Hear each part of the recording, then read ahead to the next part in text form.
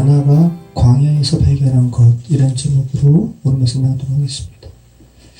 자, 지난주 말씀은 죄된 세상에서 살아가는 사람들이 하나님의 사랑으로 회복되는 것이 무엇을 의미하는지 베들레헴 길로 가는 여정에서 벌어지는 여러 사건들로 표현하고 있었습니다. 굉장히 상징적이에요. 베들레헴에서 그죠? 하나님의 뜻을 온전히 이루신 분 예수 그리스도께서 태어나십니다.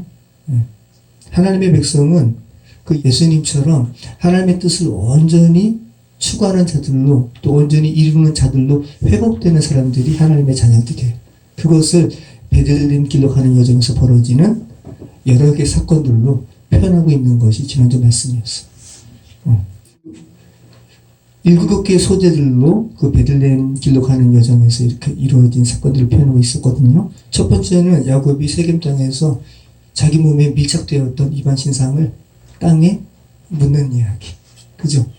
우리들이 하나님의 사람으로 회복되는 여정 가운데 가장 1순위는 우리 몸에 밀착되었던 이 죄된 세상의 습성들, 이방 신을 섬기는 이런 습성들을 다 땅에 묻는 것이 1차적으로 되어야 됩니다. 근데 이 쉽지 않다고 그랬습니다. 우리 삶에 밀착되었기 때문에. 그죠? 제사 드리는 거 떨치는 거 쉽지 않죠. 어떤 이들에게 있어서. 왜? 밀착되었기 때문에. 아닌 거 알면서도 떨치기가 쉽지 않은 거예요. 밀착되었기 때문에. 자, 두 번째는 어떤 거였어요? 야곱이 베델로 가는 여정 가운데 말씀을 의미하는 유모트보라가 죽었어요. 그리고 베델에 이렇게 붙게 되었습니다. 참 의미가 있죠? 그 다음에 하나님께서 그 야곱을 이스라엘로 다시 불러주시는 사건이 있었습니다. 그죠? 그리고 그 베델에서 야곱이 예배드리고 자기 몸을 하나님께 온전히 드리는 의미로 전제물을 붓는 그런 사건이 있었죠. 자, 의미적으로 다 생각해 보시기 바래요. 다 여러분의 삶에 적용이 되어야 되는 거예요. 그 다음에 라헬이 12번째 아들 베냐민을 낳고 죽습니다. 그리고 베들레헴 길로 가는 길에서 그가 매장되는 거죠. 라헬의 묘비를 야곱이 베들레헴에 세우는 거예요. 자, 그 다음에 야곱이 이스라엘로 완성되어서 아버지 집으로 돌아갑니다. 그죠? 그리고 그 자기의 아버지 아브라함에게 하나님께서 주신 언약이 또 이삭에게 흘러오고 또 이삭의 아들 야곱에게 성취가 되어서 그 야곱이 이스라엘로 회복되어 가지고 자기 집으로 오는 모습을 보고 아버지 이삭이 또 죽어 열조로 돌아가는 이런 7개의 소재가 어떻게 보면 다 산발적이고 어떻게 이게 다 연관될까 싶은 이런 산발적인 주제가 결국은 하나님의 형상으로 지어졌지만 죄된 세상에서 다 이렇게 조각조각 난 그 하나님의 사람들이 다시 하나님의 아들로 회복되는 이야기라는 것을 그런 이야기를 창세기 35장에서 압축적으로 이렇게 표현하고 있다는 것을 우리가 알게 되었습니다. 자, 그리고 오늘은 죄된 세상의 족보를 넘지 못하고 가인과 같은 그런 가인과 같은 똑같은 전철을 밟는 에서의 후예들의 이야기. 그리고 다시 다음 주부터 살펴보게 될 37장부터는 하나님의 형상이란 이런 거야 라는 것을 대표적으로 드러내는 요셉의 이야기가 창세기 이제 마지막까지 50장까지 펼쳐지게 됩니다. 굉장히 성경은 그냥 창세기는 정말 아주 체계적으로 이렇게 기록된 것임을 우리는 알게 돼요. 자, 우리 오늘 본문 에서의 후예들의 이야기인데요. 족보로 이렇게 표현되고 있는데 우리 같이 살펴보겠습니다. 우리 1절로 5절까지 읽어보겠습니다. 에서 곧 에돔의 족보는 이러하니라. 에서가 가나안 여인 중 헷 족속 엘론의 딸 아가와 히위 족속 시브온의 딸인 아나의 딸 오홀리바마를 자기 아내로 맞이하고 또 이스바엘의 딸 느바요에서 누이 바스맛을 맞이하였더니 아담은 엘리바스를 에서에게 낳았고 바스맛은 루엘을 낳았고 오홀리바마는 여우수와 알람과 고라를 낳았으니 이들은 에서의 아들들이요 가나안 땅에서 그에게 태어난 자들이더라.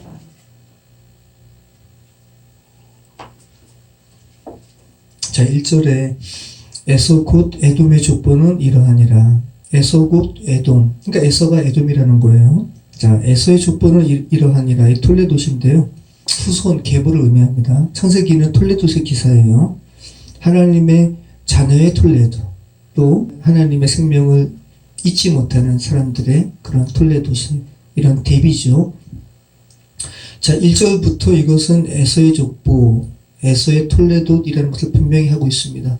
우리가 36장 우리가 읽어봤는데 발음하기도 어려운 여러 사람들의 이름이 언급되잖아요. 이게 다 하나같이 에서의 후예에 관한 내용이라는 거예요. 여러분, 에서는 어떤 사람입니까? 대표적으로 에서 하면 여러분이 어떤 사람이라는 것을 여러분이 말씀하실 수 있어야 돼요. 하나님의 장자권을 가벼이 여겨가지고 장자의 그런 권리를 이제 취하지 못하는 사람. 자, 하나님의 장자권을 이 가벼이 여기는 행동은 뭐라 그랬어요? 하나님의 은혜가 아닌, 하나님의 은혜 필요 없지? 난 내 힘으로 구원받을 거야. 내 힘으로 구원을 쟁취할 거야. 라는 이 죄된 인간의 속성을 대표적으로 드러내는 행위예요. 자, 인간의 힘으로, 하나님의 은혜가 아닌 인간의 힘으로 여러 시도를 하는 것이 하나님의 이 장자권을 거부하는 행위예요. 망령되이 여기는 행위예요. 그래서 우리가 오늘 읽어보게 되는 창세기 36장의 에서의 톨레도스는 창세기 4장의 톨레도과도 흡사해요. 이렇게 세상에서는 잘 나가지만 하나님의 은혜와는 좀 거리가 있는 족보가 나온다는 거예요. 자, 하나님과 하나됨에 있어서 예수 그리스도의 은혜가 아닌 인간 스스로의 시도로 섞는 행위가 무엇인지 한번 보라는 거죠. 창세기 36장은 에서의 후예들의 이야기로. 자, 에서의 후예. 자, 에돔은 계속해서 이스라엘을 괴롭히는 민족이 됩니다. 그래서 급기야 아기 예수 그리스도를 죽이려는 이 시도를 한 이 헤롯 왕이 이 에돔 족속의 후예예요. 이두메라고 하는 에돔 족속입니다. 자, 우리 창세기 36장 1절로 5절 읽어봤는데 에서의 부인들의 이름이 나오죠. 몇 명이 언급돼요? 한번 적어보세요. 적어보시면 좋습니다. 3명이에요. 3명. 2절 말씀 보면 에서가 가나안 여인 중 헷 족 엘론의 딸 아다. 자, 엘론의 딸 아다 한번 적어보세요. 그 다음에 히위 족속 시브온의 딸인 아나의 딸 오홀리바마. 자, 그리고 또 이스마엘의 딸 느바요의 누이 바스마. 그러면 지금 에서의 부인의 이름이 뭐라는 거예요? 아다, 오홀리바마, 바스마. 자, 그런데 2절 말씀 보면 에서가 가나안 여인 중 헷 족속 엘론의 딸 아다와 히위 족속 시브온의 딸인 아나의 딸 오홀리바마. 시브온의 딸이면서도 아나의 딸이라고 하니까 헷갈리잖아요. 그죠? 네. 그러니까 시브온의 손녀고, 그러니까 아나가 시브온의 아들이에요. 시브온의 손녀고 아나의 딸인 오홀리바마예요. 그래서 공동 번역 성서가 그렇게 정확하게 번역을 했어요. 그러니까 오홀리바마는 시브온의 손녀라는 겁니다. 그리고 아나의 딸이고요. 오늘 오홀리바마를 여러분이 주목하셔야 돼요. 왜냐하면 오홀리바마가 아나의 딸이거든요. 그리고 아나의 아버지는 시브온이고, 우리 조금 아까 주보에서 살펴봤죠? 시브온의 의미는 뭐를 섞어버리는. 자, 초점이 거기 있습니다. 그래서 여러분 그걸 분명히 이해를 하시고 인식하시고 오늘 본문 말씀 읽어보시면 오홀리바마가 굉장히 반복해서 나옵니다. 그리고 연관해서 아나가 나오고, 안 그러면 너무 많은 사람들의 이름이 나오기 때문에 이게 도대체 뭐야 라고 어려우실 수가 있어요. 저도 설교를 이렇게 준비하면서 몇 번을 읽어보면서 이게 정리가 되는 거야. 안 그러고 그 설교하면 그냥 다 이렇게 분산될 거야 아마. 자, 아나에게 여러분 집중하셔야 돼요. 에서의 부인 중에 한 명인 오홀리바마의 아버지 아나, 그리고 아나의 아버지 시브온. 자, 그리고 오늘 본문은 그 시브온이 누구라고 이야기해요? 히위 족속이라고 그러죠. 히위 족속. 여러분 이제 기억나시죠? 히위 족속. 네. 자, 히위 족속이 어떤 족속으로 우리가 기억하죠? 창세기 34장에서 언약의 딸, 야곱의 딸을 겁탈했던 세겜이 히위 족속이에요. 네. 그리고 야곱의 아들 이스라엘, 아주 한 사람의 이름이 아닌 민족의 정체성을 가진 이름으로서 처음 나온 이름이라고 해서 이스라엘이 그 세겜 족속을 완전히 다, 그죠? 히위 족속을 다 진멸하는 창세기 34장. 자, 그래서 야곱은 히위 족속과의 통혼을 거부했는데 오늘 그 야곱의 형 에서는 히위 족속과 통혼을 했어요. 그죠? 예, 그 이야기 하고 있는 거예요. 아주 대조적입니다. 예. 뭔가 성경이 지금 이야기하고 있는 거예요. 이 포인트를 보시기 바랍니다. 자, 창세기 36장에 이 세 명의 에서의 부인들을 기억하시라는 거예요. 헷 족속 엘론의 딸 아다, 히위 족속 시본의 손녀이자 아나의 딸인 오홀리바마, 그 다음에 이스마엘의 딸 느바요의 누이 바스마. 자, 그런데 창세기 26장과 28장에 에서의 부인들이 또 이렇게 언급이 됐었거든요. 그런데 오늘 본문과 사뭇 달라요. 이거 잠깐 한번 살펴보시죠. 먼저 창세기 26장 34절 말씀 볼게요. 에서가 40세에 헷 족속 브일의 딸 유딕과 헷 족속 엘론의 딸 바스맛을 아내로 맞이하였더니 그들이 이삭과 리브가의 마음에 근심이 되었더라. 자, 에서가 가나안 사람의 딸과 결혼하는 것을 어머니 리브가뿐만 아니라 아버지 이삭도 기뻐하지 않았습니다. 그래서 아브라함의 이복형인, 그죠? 에서가 아브라함의 이복형인 이스마엘의 딸과도 혼인합니다. 자, 28장 9절 한번 읽어보시죠. 창세기 28장 9절. 이에 에서가 이스마엘에게 가서 그 본초들 외에 아브라함의 아들 이스마엘의 딸이요 느바요스의 누이인 마할랏을 아내로 맞이하였더라. 자, 그러면 한번 보세요.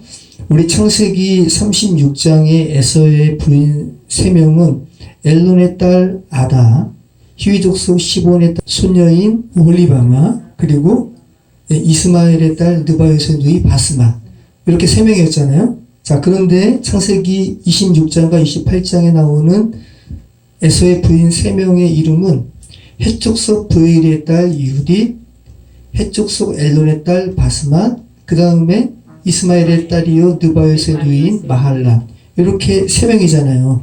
이걸 한번 이렇게 열거를 해보시면 똑같은 3명인데 차이가 있어 보이잖아요. 그죠? 26장과 28장은 에서의 부인을 유딕, 바스맛, 마할랏 이렇게 3명으로 말하는데 36장에서는 아다, 오홀리바마, 바스맛 이렇게 3명으로 말하고 있어요.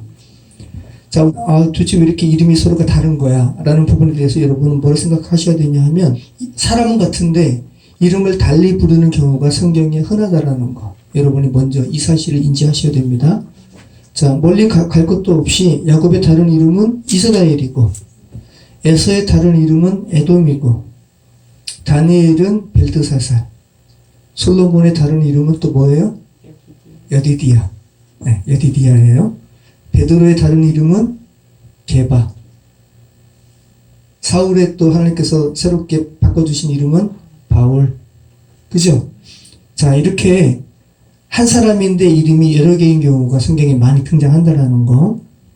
그리고 딸이나 아들을 표현한 호칭도 반드시 다음 세대가 아니라 여러 대를 지난 후손을 의미하는 경우도 있다는 거. 그래서 아까 시부원의 딸이 오홀리바마가 아니라 손녀라는 거. 이런 부분도 여러분이 아까 말씀드렸죠. 자, 그리고 모계를 강조하느냐 부계를 강조하느냐에 따라서 이름도 이렇게 다르게 기록될 수 있다는 거. 자, 그런데 오늘 바스맛 나오잖아요. 바스맛에 대해서 말씀드린다면 스티븐 시저라는 이런 학자는 바스맛이 이름이 아니라 별명이라는 거예요. 향기로운 여인이라는 별명이라는 겁니다. 그러니까 여러분 보세요. 엘론의 딸 아다와 이스마엘의 딸 마할랏이 각각 향기로운 여인이라는 바스맛의 별칭이 있었다는 거예요. 이해되시죠? 무슨 말씀인지? 네. 이스마엘의 딸 마할랏이 어떤 본문에서는 바스맛으로 번역됐잖아요. 그죠? 그러니까 이 바스맛이 이 별명이라는 거예요. 이스마엘의 딸의 본명은 마할랏이라는 거예요. 그리고 엘론의 딸 아다도 바스맛으로도 이 번역이 되어 있잖아요. 그죠? 별명으로. 자, 그러면 이 엘론의 딸의 본명은 뭐라는 거예요? 아다. 어려우시죠? 그죠? 근데 이거, 그래서 제가 일부러 이렇게 적어보라는 거예요. 적으시면 이게 정리가 됩니다. 자, 그러면 에서의 부인 3명 중 2명은 정리가 됩니다. 한 명은 엘론의 딸 아다예요. 또 한 명은 이스마엘의 딸 마할랏이에요. 왜냐하면 이 아다도 바스맛이라는 별명을 가지고 있고 마할랏도 바스맛이라는 별명을 가지고 있었기 때문에 본명은 아다와 마할랏이라는 거죠. 자, 나머지 히위 족속 시브온의 손녀이자 오늘 우리 주목해야 될 인물인 아나의 딸로 표현된 오홀리바마와 헷 족속 브레일의 딸 유딧과의 연관성은 찾기가 어려워요. 왜냐하면 히위 족속과 헷 족속이잖아요. 족속도 다르고, 그죠? 네. 그러니까 동일 인물일 가능성은 없습니다. 그러면 에서의 부인이 3명이 아니라 최소한 4명이라는 사실을 우리가 알게 되죠. 최소한 에서의 부인이 최소한 4명이라는 것이고 모두 가난한 사람이라는 것. 또 부모의 마음에 근심을 끼쳤던 혼인이라는 거 우리가 알게 됩니다. 그러니까 지금 창세기 기자가 창세기 36장 서두에서 강조하고자 하는 포인트가 뭐예요? 에서가 하나님의 합한 결혼을 하지 않았다라는 것을 지금 이렇게 도장을 먼저 탁 찍고 들어가고 있는 거예요. 자, 우리 창세기 36장 6절로 우리 7절 말씀 같이 읽겠습니다. 에서가 자기 아내들과 자기 자녀들과 자기 집의 모든 사람과 자기의 가축과 자기의 모든 짐승과 자기가 가나안 땅에서 모은 모든 재물을 이끌고 그의 동생 야곱을 떠나 다른 곳으로 갔으니 두 사람의 소유가 풍부하여 함께 거주할 수 없음이로라. 그들이 거주하는 땅이 그들의 가축으로 말미암아 그들을 용납할 수 없었더라. 네, 자 드디어 이제 에서와 야곱이 떠나는 장면이 나옵니다. 자, 표면적으로는 당시의 제사는 목축과 관련해서 가축이 굉장히 많은 그런 부분을 차지했기 때문에 물과 풀은 한정되어 있잖아요. 한 공간에 에서도 많은 목축을 하는 무리들이 가지고 있고 야곱도 못지않게 많아요. 그러니까 한 장소에 풀과 물은 한정되어 있는데 이제 분리될 수밖에 없는 거죠. 자, 그러면 여러분 누가 떠나가고 누가 남는 게 맞아요? 여기가 지금 가나안 땅이니까 에서가 계속 여기에 거주했었어요. 그죠? 야곱은 밭땅하라면서 일로 온 거 아니에요. 그럼 누가 떠나야죠? 야곱이 떠나는 게 맞아요. 근데 누가 떠나요? 에서가 떠나요. 자, 그럼 여기서 말하는 바가 있잖아요. 표면적으로 본다면 지금 굴러온 돌이 박힌 돌을 지금 이렇게 밀어내는 형상이잖아요. 그죠? 성경이 지금 뭘 얘기하는 겁니까? 지금 장자권을 이제 누가 가지게 되었어요? 야곱이. 네. 장자권을 가진 자, 하나님께서 은혜를 베푸신 자가 가나안은 그죠? 상징적인 의미로 뭘 의미해요? 약속의 땅. 하나님께서 그죠? 아브라함더러 갈대 우르를 떠나 약속하신 곳으로 이렇게 보내시잖아요. 그 약속의 땅이에요. 물리적으로는 여전히 가나안 땅에 죄성이 가득한 사람들이 살고 있지만, 그죠? 영적으로는 지금 가나안 땅은 천국을 의미하는 거죠. 죄성을 다 멸절하고 차지해야 되는 그 땅이죠. 성경이 지금 말하고 있는 거예요. 에서와 야곱 중에 이 가나안 땅에 누가 남고 누가 떠나는지. 장자권을 가진 자, 하나님의 은혜를 베푸신 자가 약속의 땅을 취하는 모습이 이런 거지라는 것을 야곱과 에서의 누가 남고 누가 떠나는 모습을 통해서 지금 보여주고 있다는 말씀입니다. 은혜의 관점에서 본다면 야곱이 떠나면 안 되는 거죠. 하나님의 은혜의 관점에서 본다면 하나님의 은혜인 장자권을 가벼이 여긴 에서가 울면서 떠나는 게 맞는 거예요. 그렇죠? 지금 그것을 말씀하고 있는 거예요. 네. 장자의 명분을 가볍게 여겨서 팔아버린 에서는 더 이상 약속의 땅 가나안에 머무를 수 없는 거예요. 네. 그래서 에서가 야곱을 떠나가는 그림으로 오늘 묘사하고 있는 겁니다. 자, 우리 창세기 36장 8절로 우리 8절로 14절 말씀 같이 읽겠습니다. 이에 에서 곧 에돔이 세일산에 거주하니라. 세일산에 있는 에돔 족속의 조상 에서의 족보는 이러하고 그 자손의 이름은 이러하니라. 에서의 아내 아다의 아들은 엘리바스요 에서의 아내 바스맛의 아들은 루엘이며 엘리바스의 아들들은 대만과 오마임과 스보와 가담과 가나스요 에서의 아들 엘리바스의 첩 딥나는 아말렉을 엘리바스에게 낳았으니 이들은 에서의 아내 아다의 자손이며 루엘의 아들들은 나앗과 세라와 삼마와 미산이 이들은 에서의 아내 바스맛의 자손입니다. 네. 그리고 14절 말씀 같이 읽을까요? 15원의 손녀 아나의 딸 에서의 아내 오홀리바마의 아들들은 이러하니 그가 여호수아 얄람과 고라를 에서에게 낳았더라. 자, 우리 8절로 우리가 14절 말씀 살펴봤는데 이 기사 가운데서 우리는 또 하나님의 긍휼을 발견하게 됩니다. 익숙한 이름들이 좀 나오죠. 엘리바스 나오죠. 엘리바스. 엘리바스가 이 인물, 동일 인물은 아니에요. 그런데 고난받은 욥을 위로하기 위해서 찾아왔던 친구의 이름 중에 하나가 엘리바스죠.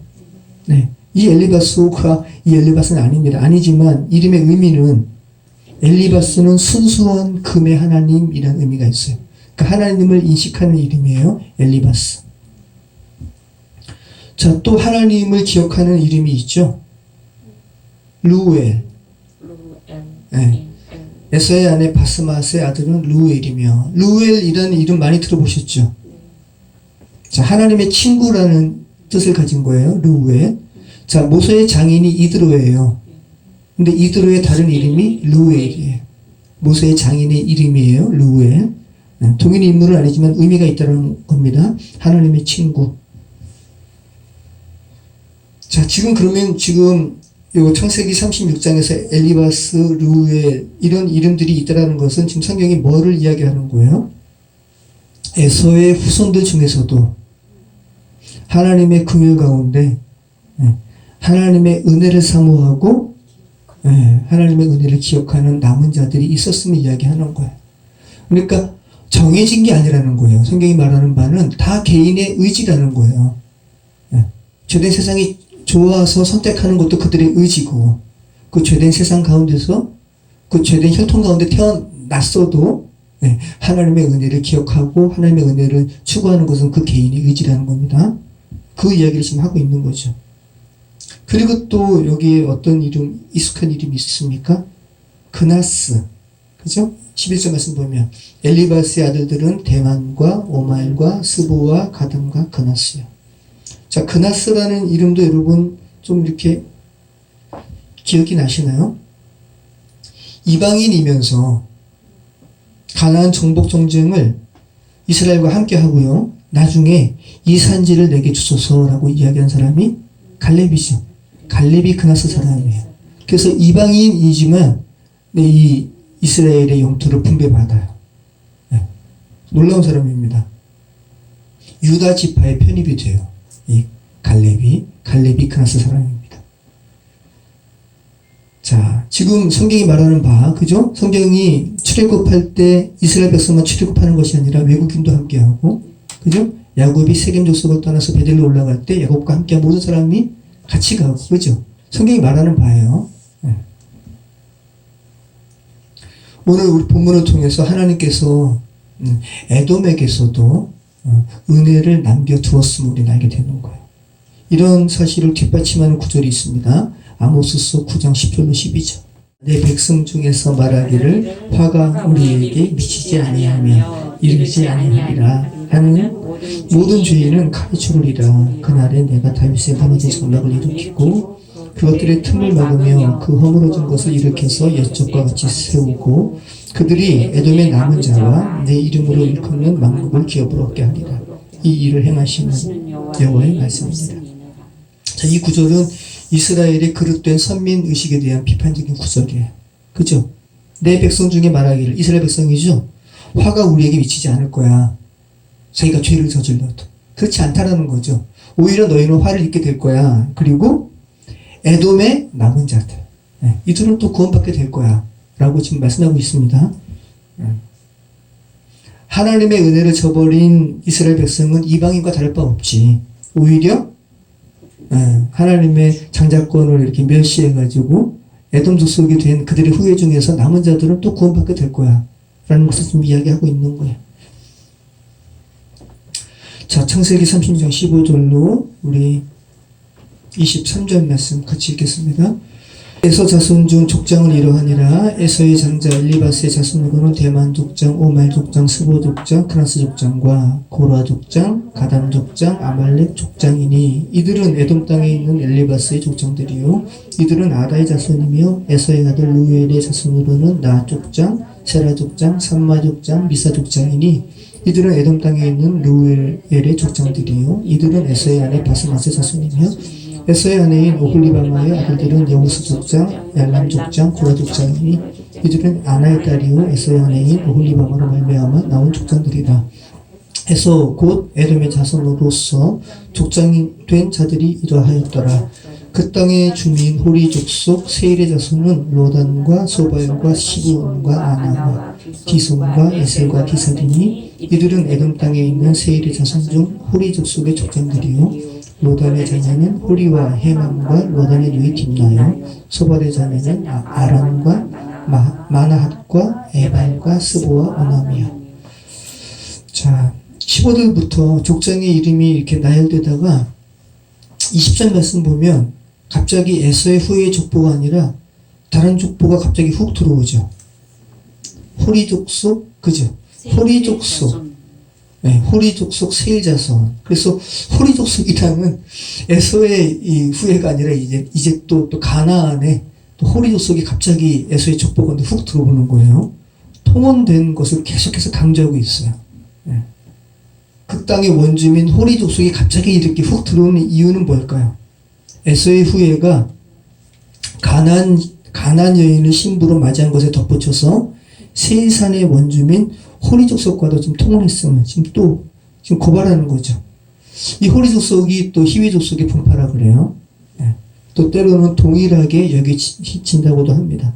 그러면 지금 창세기 36장은 굉장히 창세기 34장과 대비되는 구절이죠. 그죠? 창세기 34장과 굉장히 대비되는 장임을 우리는 알게 됩니다. 창세기 34장에서는 야곱의 후에 이스라엘의 12아들이 창세기 3장과 연결해서 히위 족속 하몰의 아들 세겜 족속과의 통혼을 거부하고 악에 대한 적대감으로 반응했다면 지금 에서의 후예들은 하나같이 다 적대감으로 반응하는 게 아니라 다 그냥 함께하고 통혼하고 섞여버렸으면 지금 고발하고 있는 거예요. 창세기 36장은. 자, 그러면서 이 고발의 기사를 아주 적나라하게 지금 24절부터 지금 말씀하고 있습니다. 24절부터 30절 말씀 같이 읽겠습니다. 시브온의 자녀는 아야와 아나며 이 아나는 그 아버지 시브온의 나귀를 칠 때에 광야에서 온천을 발견하였고 아나의 자녀는 디손과 오홀리바마니 오홀리바마는 아나의 딸이며 디손의 자녀는 햄단과 에스반과 이드란과 그란이요 에셀의 자녀는 비란과 사완과 아간이요 디산의 자녀는 우스와 아란이니 호리 족속의 족장들은 곧 로단 족장, 소발 족장, 시브온 족장, 아나 족장, 디손 족장, 에셀 족장, 디산 족장이라. 이들은 그들의 족속들에 따라 세일 땅에 있는 호리 족속의 족장들이었더라. 자, 24절 말씀 보면 시브온의 자녀는 아야와 아나며 이 아나는 그 아버지 시브온의 나귀를 칠 때에 광야에서 온천을 발견하였고. 자, 갑자기 아나라는 사람이 광야에서 온천을 발견한 기사가 나옵니다. 자, 뜬금없이 온천을 발견했다는 기사가 나오는 것은 왜일까? 자, 계속해서 오늘 본문의 맥락을 유지하는 것이 더 중요해요. 지금 창세기 36장은 지금 뭐를 이야기하는 것이라고 그랬죠?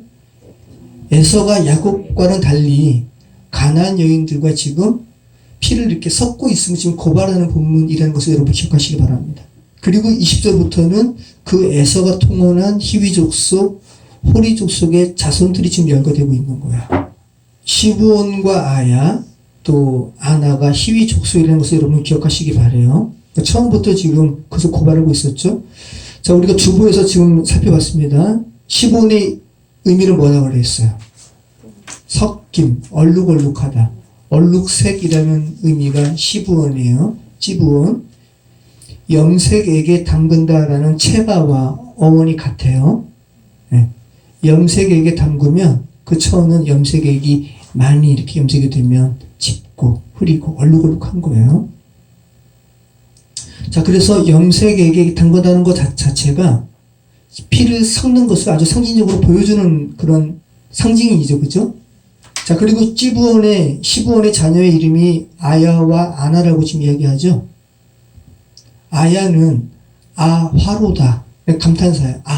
이 감탄사 화로다라는 의미의 압축형이 아야라는 이름의 의미예요.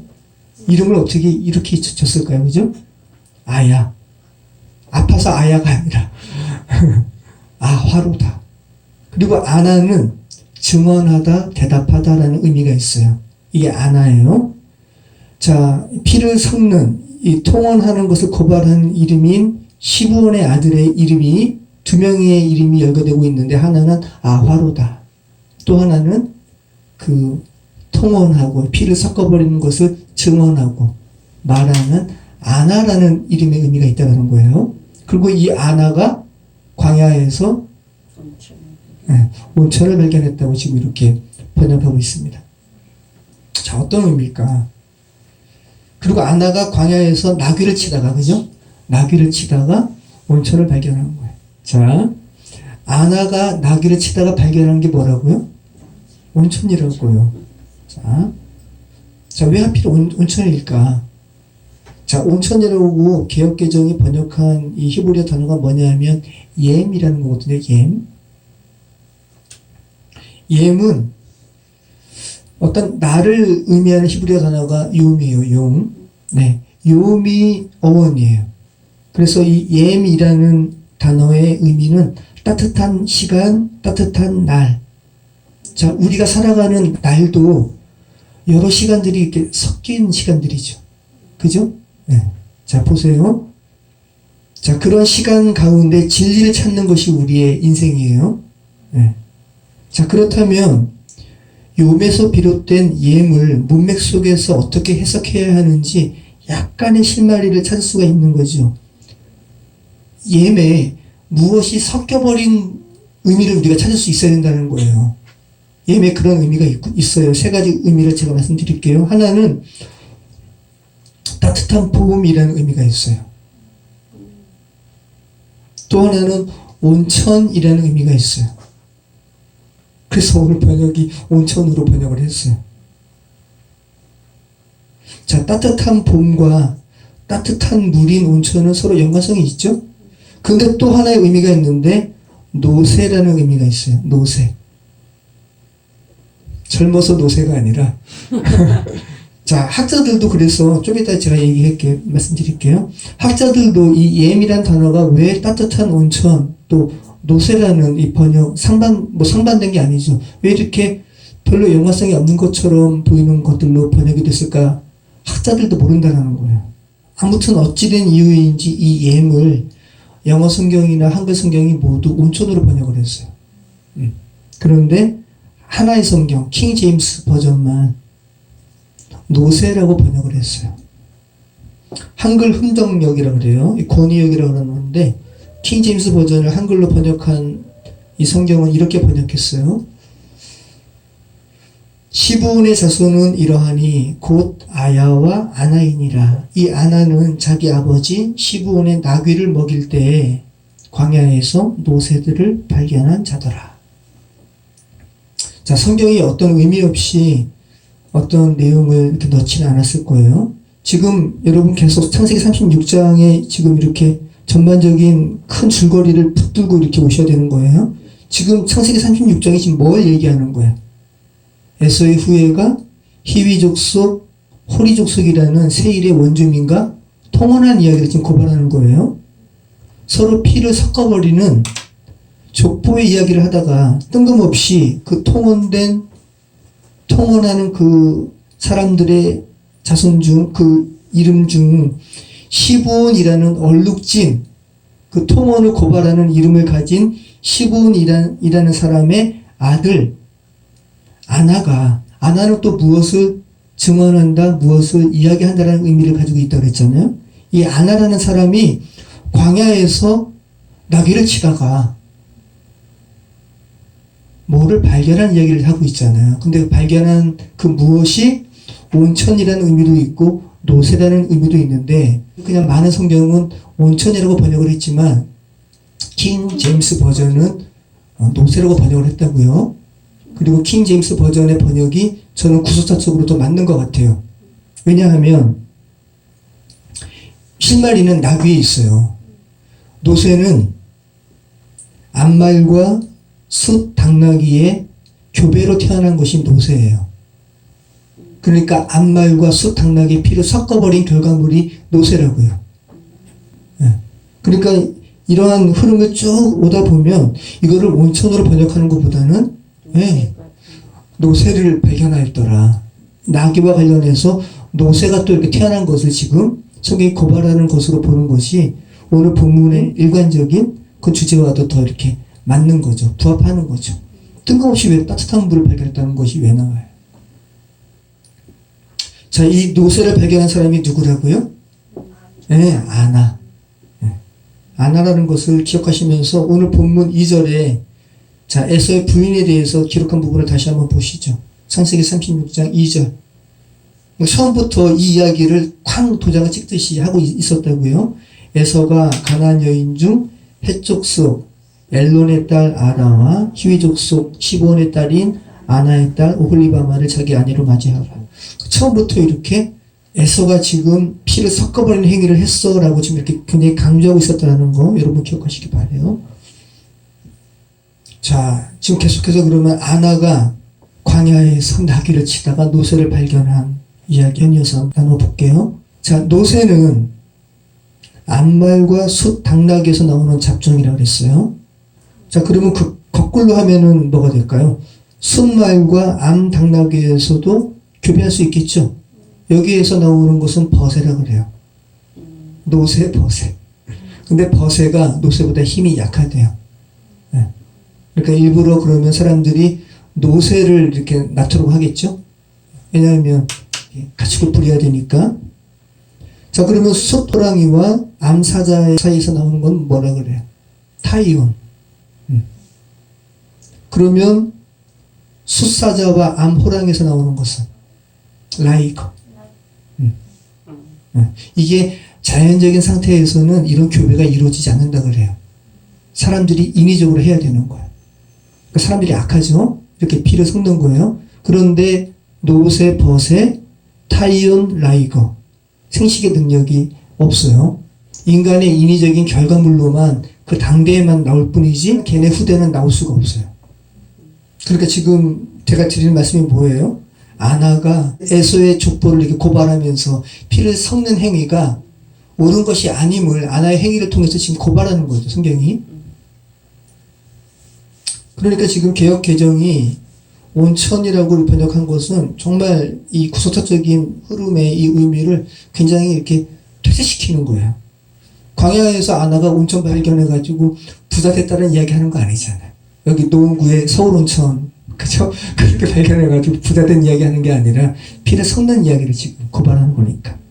네. 여러분, 죄된 세상의 것은 섞으면, 인위적으로 섞으면 예뻐요? 여러분, 물감 고유의 색이 얼마나 예뻐요, 그죠? 네.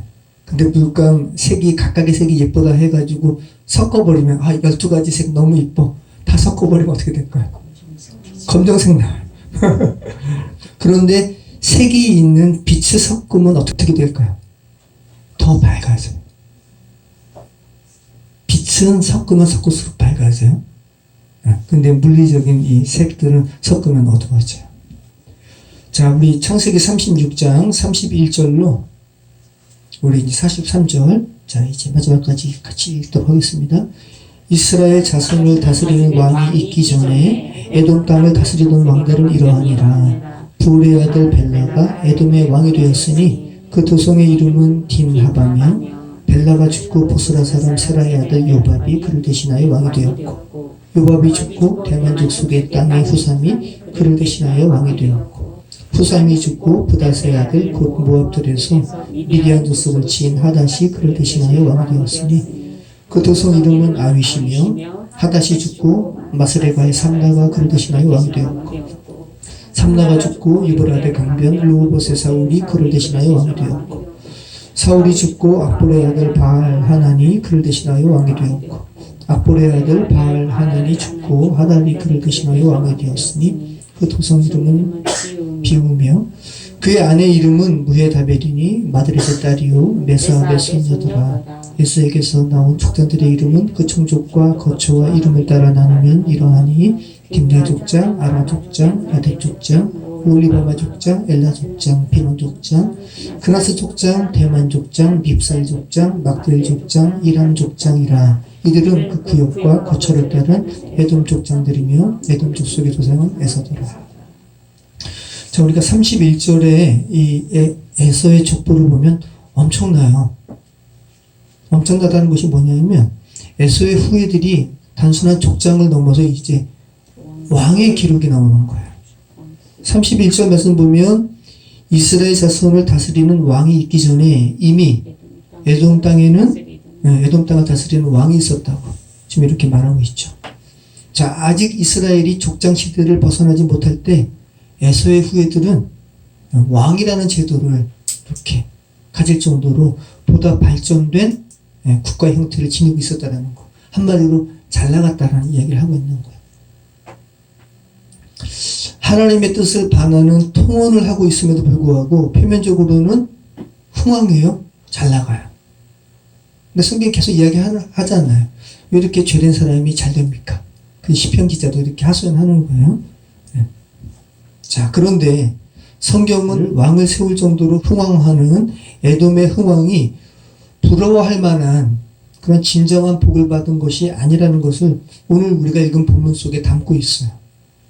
36절 말씀부터 보면 왕의 족보를 보면 그 전에는 어떤 왕이 죽으면 그 아들이 왕을 계승하고 그 아들이 왕을 계승했는데 36절 말씀부터 보면 왕이 죽으면 그 왕의 아들이 왕위를 이어받는 것이 아니라 전혀 다른 사람이 왕이 되었음을 지금 말하고 있죠. 이게 뭐를 이야기하는 거야? 그쵸?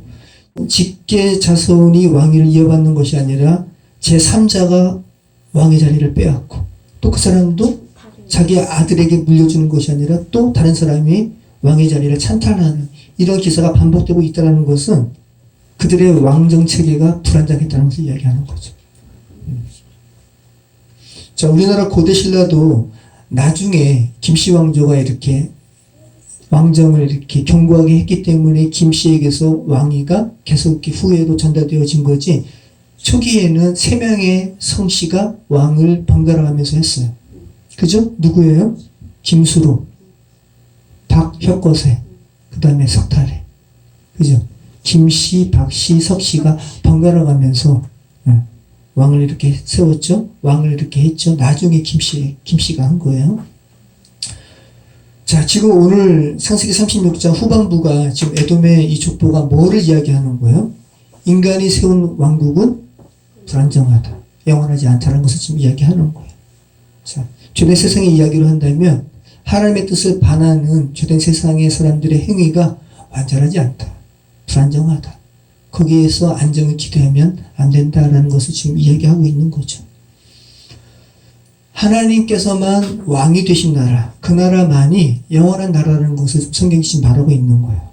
에서의 나라와는 별개로 하나님께서는 이스라엘이라는 교회 모습을 통해서 세상적인 방식과는 다르게 하나님께서 왕이 되시는 그 기사를 쓰고 계시는 것이 성경의 기사라는 거예요.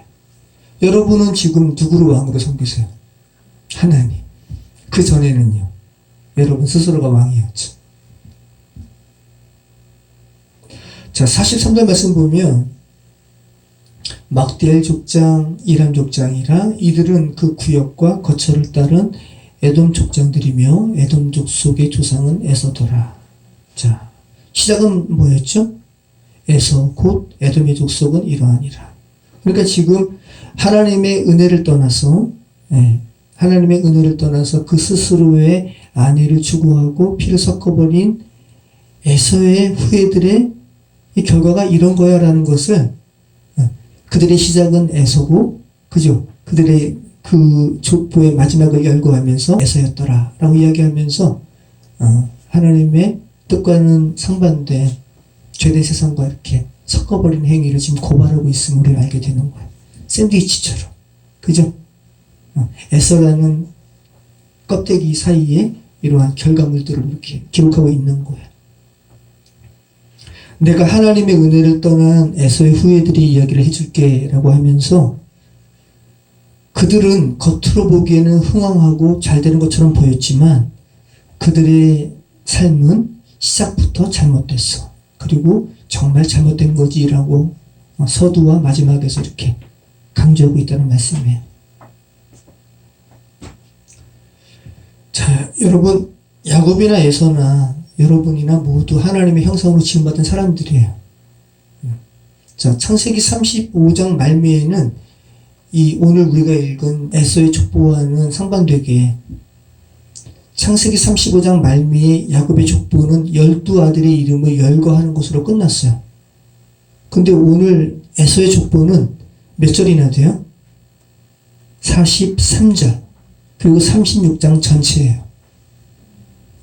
야곱의 아들들과 이렇게 비교해서 본다면 굉장히 분량적으로도 많고 그 안에 내용도 엄청나요. 왕의 기록이니까.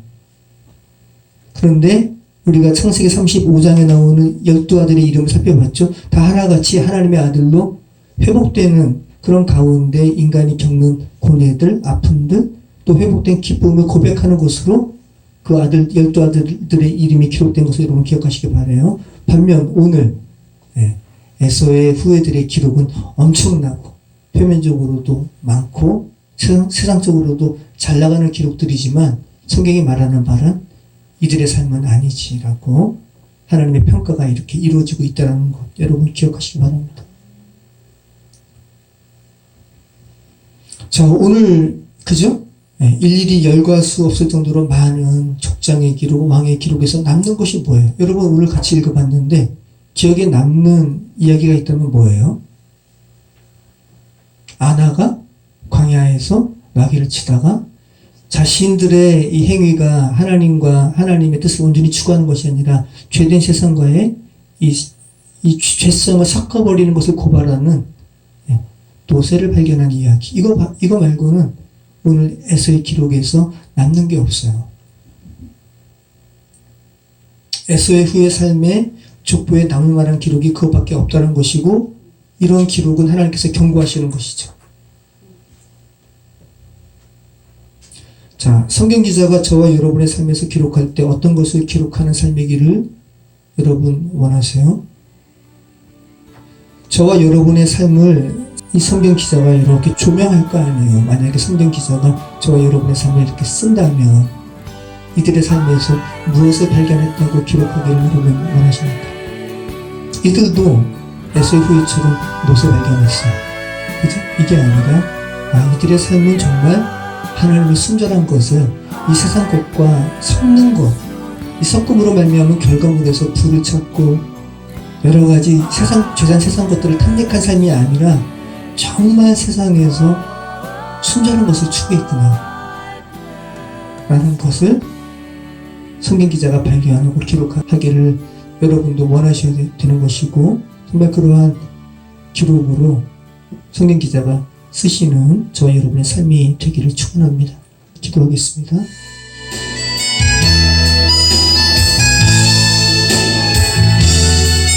주가 부으신 생명의 길 주님과 함께 사랑 마음을 들이며 주님 앞에 나아가리 나의 의로움이 되신 주 그 이름 예수 나의 길이 되신 이름 예수